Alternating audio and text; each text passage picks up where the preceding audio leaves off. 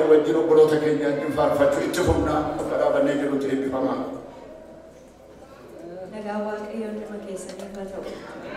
Nuyis karaa keenya baga ayyaana haadholiin isin ga'ee jenna. Asirra kan dhaabannu hundumtuu haadholiidha, haadholii haaraadha. Kanaaf maqaa Waaqayyoo kan eebbifame haa ta'u. Waaqayyoon hin jajanna ganama kana Waaqayyoo ulfinatu ta'a. Waaqayyoo bara hundumaa jajamuutu isaaf ta'a.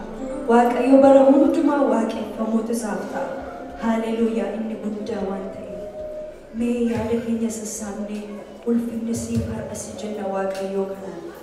Hundumti keenya aarsaa galataa Waaqayyoof finne dhiyeessiname ganama kana. Ulfinni siif haa ta'u yaa Waaqayyo. Ati jiraataadha eeyyee. Ati tolaadha eeyyee. Ati gaariidha eeyyee.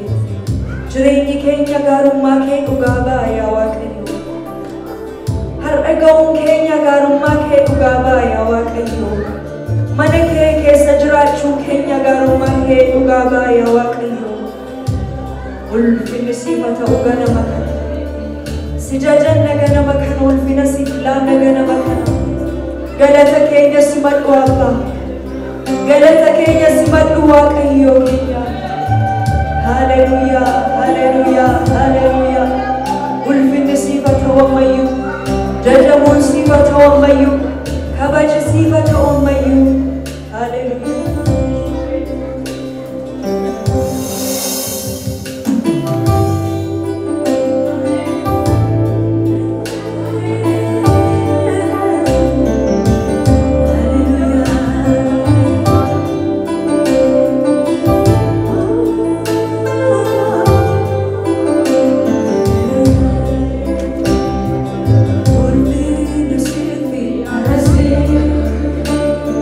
Ulfinni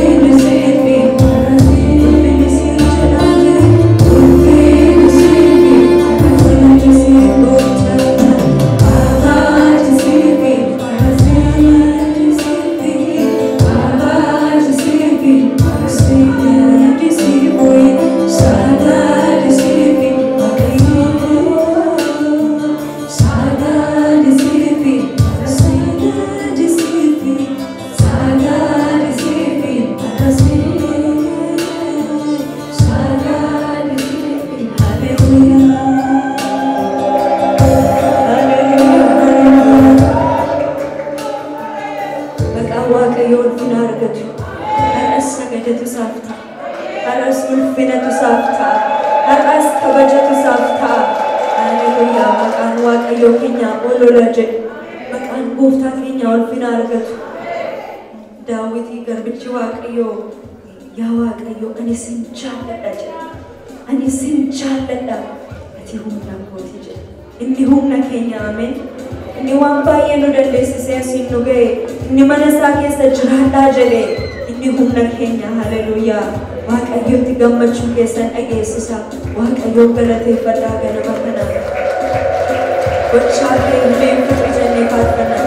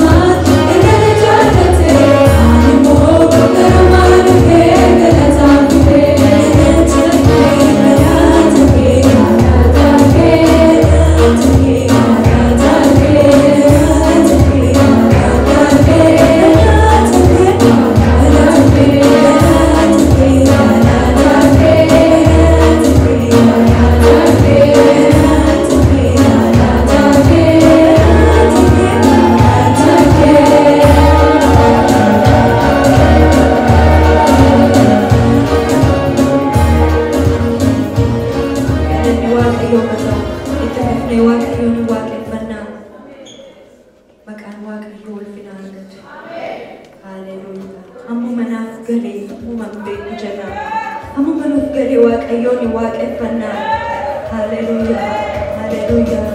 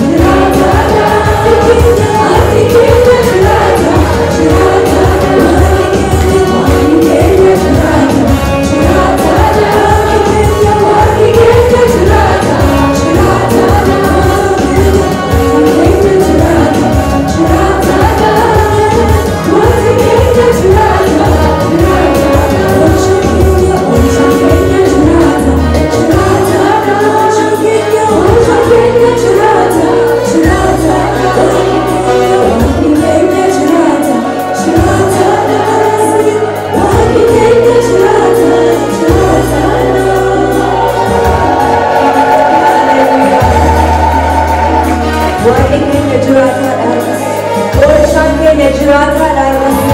Waaqayyo keenya jirata darras. Hallelujah maqaan isaa ulfina argatu. Hallelujah hallelujah.